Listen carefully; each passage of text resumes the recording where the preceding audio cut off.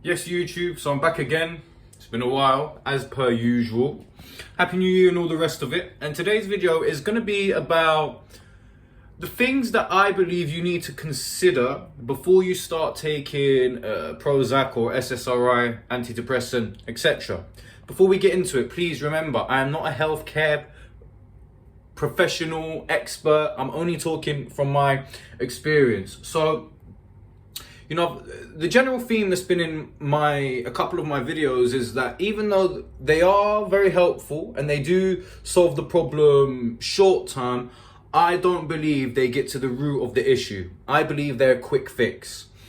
It's like, imagine you've got a big cut. You need stitches, but you just sort of keep bandaging it. It's kind of that sort of vibe. And I believe unless you're suffering from a very extreme case, then it's just really worth considering if it's something you want to do. Talking from personal experience and some conversations I've had with some other people recently, is one thing I would say to consider is they really do destroy your sex drive. It kind of ruined my last relationship, to be perfectly honest with you.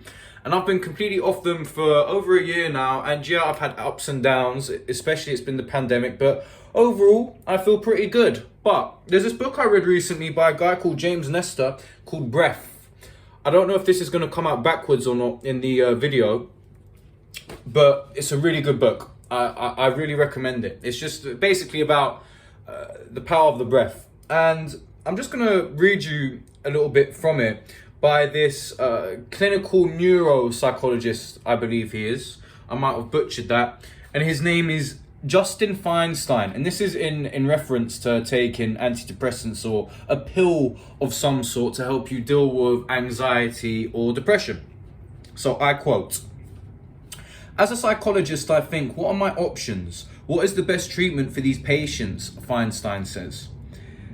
"Pills," he tells me, "offer a false promise and do little good for most people.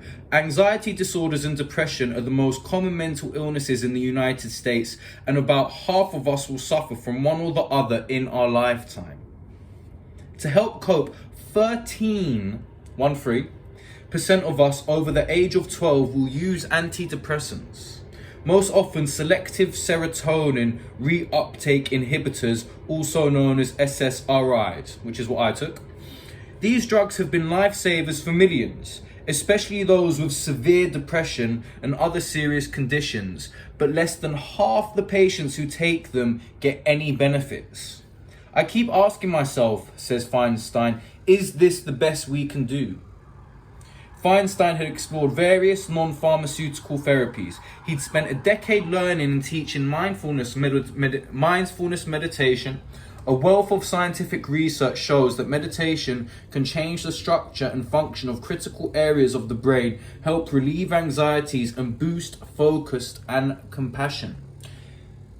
Quite interesting, if you ask me. And then underneath that, it's got like one of those little asterisk star things talking about a study. A 2019 British study published The Lancet, I hope I pronounced that right, found that depressive symptoms were 5% lower after 6 weeks in a group treated with an SSRI, which offered, in the author's words, no convincing evidence of an effect. After 12 weeks, there was a 13% reduction, a finding the researchers described as weak. So something to consider. They help in the long term, but short term, they help in the short term, in my opinion, but long term, are they the answer? That's what I would invite you to think about. Anyway, hope this was useful. If you liked it, thumbs up, share it, all the rest of it as per usual. And as I always say, hopefully I will be doing more videos. I hope.